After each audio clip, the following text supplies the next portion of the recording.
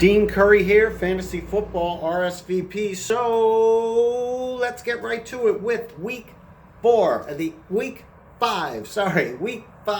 NFL season. The season's going by so fast I can't even keep up with it. I really like a quarterback to go with Jacoby Brissett. He's still available in a lot of leagues. The guy's been putting up solid numbers every single week. And he seems like he's getting better. I mean, if you're watching the guy play, and you got to watch the games. You just can't, play fantasy football and not watch the game and just look at the stats, because there's a lot of things going on when you watch the games. And if you can't watch like a whole game, tape it and then fast forward during such certain parts. That's what I do, because I work a lot and I'm always doing podcasts and stuff like that. So it's really hard. And I'm talking to people all the time, and people are asking questions in social media, and we have a lot of people that belong to, the VIP club, which is $7.77 a month.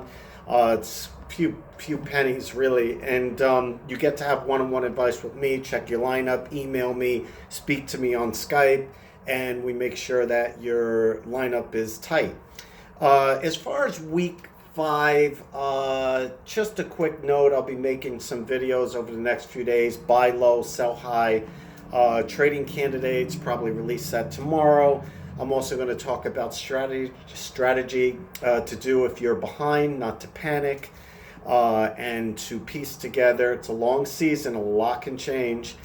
Injuries occur, a whole bunch of things happen. Sometimes you get fortune on the waiver wire. You just got to hang in there. There are times when you're going to do really well and your players are performing. Don't forget, there's a certain degree of luck involved here. And, with fantasy football, sometimes your players perform, sometimes they just don't, then they do, then they don't. And, you just got to roll with the punches. Sometimes you have an awful first half of the year and then you come back, and sometimes you just still don't perform. And what we try to do is we just try to keep thinking, be intelligent, start thinking about what you need to do, not necessarily to improve your team this week, but improve your team gradually over the next, couple of weeks to, you could gradually grow your team to the direction you want to move it in. And you could finish strong to end the season, sneak into the playoffs, and it's anyone's game. As far as I like Jacoby Brissett, I actually just like the Colts. I think they're really, coming along as a team. They've had some ups and downs, lost a couple close games, but the quarterback, if you watch him play, he looks like a solid quarterback, and I think he's going to continue to do well, and I think you should definitely roster him on your team. Make sure the matchups are, amenable and that they work for you. But if you're in search of a quarterback, now I've been talking about, another quarterback for weeks and weeks and weeks and weeks, and he's been on people's waiver wire, and I've been telling people over and over that Jared Goff is going to heat up. It doesn't look like they're solid with their offensive line. There's, sometimes offensive lines, it's sort of the same players coming back, but each year it's like a new enigma, and you got to kind of figure it out and how to run it. And, it's not a question of, is Gurley running as hard as he does? They have a nice backup there.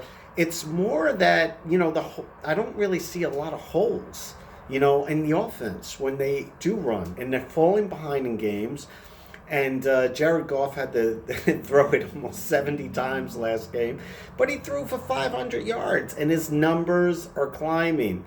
So I hope that, you listened to me and picked up Jared Goff. I knew his numbers. People don't realize this guy was doing so well with Cooper Kupp last year. And when he went down, his numbers went down, considerably, because they like to spread that ball around on offense and really, have a balanced attack. And when Cooper Kupp went down, it was almost as if, Jared Goff's numbers, seriously declined, almost immediately.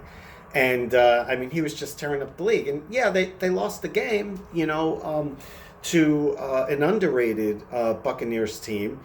But, Jared Goff is starting to sling that ball around. His numbers are climbing. From a fantasy football standpoint, you don't have to like everything about a player. But from a fantasy football standpoint, I told everyone that this guy is going to start putting up some big numbers. And sure enough, he did. So if he's available, pick him up on the waiver wire. Jacoby Brissett's a nice play. As far as running back is concerned, a lot of people were high on Jordan Howard. Like the player, I liked him with the Bears. But if you, again, watch the game, okay, Jordan Howard was the beneficiary of certain plays that worked in his favor. But if you watch the game, it looked like they were trying to showcase Miles Sanders. And if you look at the fantasy numbers and you didn't watch the game, you would think Jordan Howard, he's the main guy, I'm going to pick him up on the waiver wire. I honestly would pick up Miles Sanders over Jordan Howard. If you watch the game, the trend of it looked like they wanted to showcase Miles Sanders. Just that Howard got the touchdowns, and he was the beneficiary of certain plays. But if you watch the game, it looks like they're really trying to make a switch. And another one you have to look out for is Ito Smith. Devonta Freeman, his numbers have been steadily going down. His yards per, he still makes a few catches in PPR leagues, but his carries, if you're watching the games, it looks like, Ito Smith had a little knick-knack injury and he's kind of back now. But his yards per carry is way higher than Devonta Freeman's. And I know Freeman's on, contract, but that doesn't mean anything. It looks like there's keep an eye on Ito Smith. Just like I'm going to tell you, Chris Carson had a good game last game. But again, it looks like the trend is starting to fall to Rashad Penny. So I would keep an eye on that. Plus, Chris Carson's fumbling the ball. He fumbles the ball again, he's going to get benched. He fumbled the ball 4 times in like 3 games. And, Penny just, if you watch Penny, he just looks like the better. Carson gets the numbers, but Penny looks like, he just looks like the running back of choice. Just the eye test. And the same could be said for Ronald Jones. I usually mention a couple of people, but Ronald Jones, they go back and forth between Barber and Jones. But I just think in the end, Ronald Jones is going to be the guy later in the season. And I know they ride the hot hand. It's hard to tell these things. Maybe pick up 2 of them and you'll get lucky. I also have some videos talking about handcuffing. You should start handcuffing some players. Minnesota back up, Dallas back up, Malcolm Brown on the Rams. Just Jalen Samuels. Start, if you have room on your bench. I've been advising people, if you have a couple of roster spots and you're pretty set, put a couple of people on your bench that are backup running backs. You might get lucky, And if, you never want to see people get injured. But if somebody goes down, you might get, lucky. As far as wide receivers, I like Christian Kirk still. He had a bad week last week, but, he was getting heavy volume over and over. And I really think the quarterback is going to figure it out eventually. And, people are ready to, say the worst things about the Cardinals. But, they have a brand new system. They have a brand new quarterback. You got to give guys, Murray, got to give guys a chance to, really come along. And I really think they're going to start figuring things out. And when they do, I think Christian Kirk's a dunk shot. He just had a bad week. You have Cortland Sutton. His numbers keep climbing. I don't think it's one of my favorite plays, but it just seems like they're showcasing him a lot, and that's the Broncos. So you might want to keep your eye on that. And if you're getting thin, Devonta Adams may not play this week. He has turf toe. I'm a personal trainer, rehabilitation specialist, massage therapist. I understand these injuries, and they're saying, it's not so bad. He's going to play next week. It looked pretty bad. He could barely walk. I would be shocked if he plays next Sunday. And if he doesn't play, got to start thinking Scantling, Geronimo Allison. It looks like they're throwing the ball a little better, in Green Bay, still trying to figure things out. Kind of an enigma, mystery there. week to week. But I have a feeling Adams isn't going to play. You got to think about that. And you might want to pick up Scantling or Allison because they're probably going to be showcased. As far as that's concerned, those are pretty much the D.D. Westbrook had a little bit of a bounce back.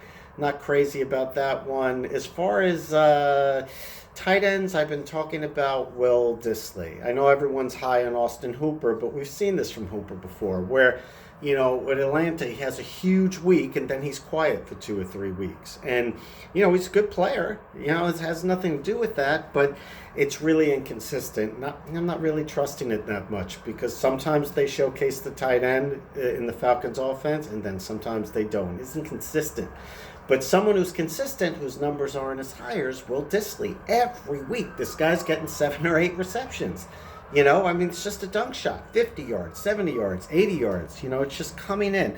So you got to, I would, if he's still available, I would definitely, put him on there. As far as kickers are concerned, we don't spend much time here. You just try to get, guys who, have a hard time getting in the end zone. Like I told you last week, Joey Sly put up big numbers, and I had a lot of people pick them up because I said the Panthers move the ball, but they have a hard time getting in the end zone. This guy's got a leg. He could hit it from 70, big time. So that's a good play.